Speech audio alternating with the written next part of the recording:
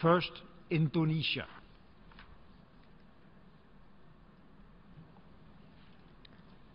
Mr. President, my delegation is taking the floor to exercise its right of reply to the statements made by the delegations of Tonga and Solomon Island on 29th of September and 1st of October 2015, respectively.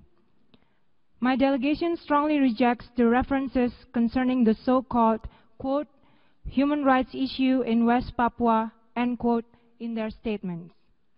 The said references are dangerously misleading and therefore compel my delegation to set the record straight. Mr. President, human rights protection and promotion has always been a strong part of my government's priorities. Indonesia's constitution and national laws provide a solid guarantee of respect for the human rights of every person in Indonesia. It is my delegation's firm conviction that no country, big or small, developed or least developed, is free from human rights problems. Indonesia is not an exception. However, as a mature and the fourth largest democracy in the world, Indonesia has put in place a robust national human rights protection system and continues to strengthen its human rights institutions and legislations.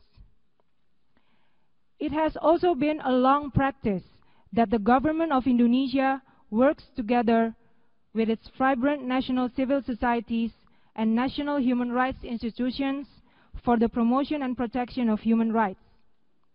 These civil societies and human rights institutions provide the necessary checks and independent reviews to make sure human rights are properly monitored and protected.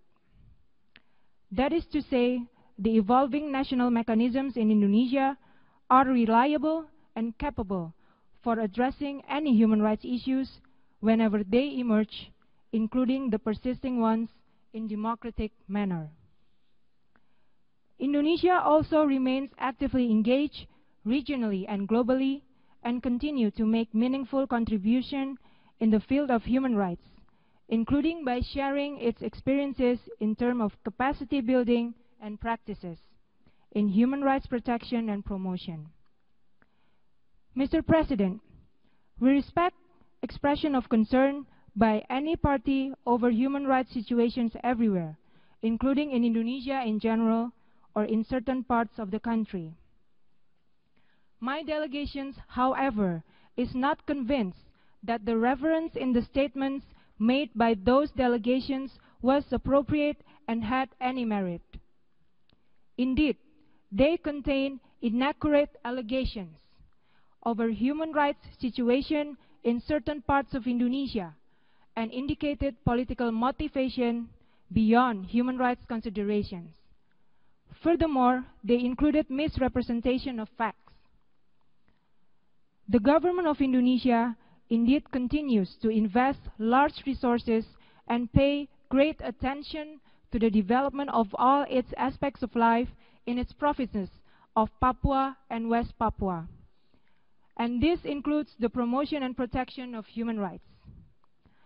The two provinces enjoy wide-ranging autonomy, guaranteed by national laws, including in the election of governors and other heads of regional governments.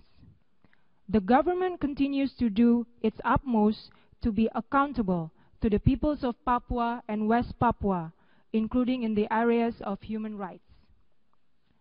To conclude, Mr. President, the government of Indonesia attaches great importance to its relations with Pacific Island countries, as some peoples of Indonesia have strong commonalities with peoples of the Pacific Island region.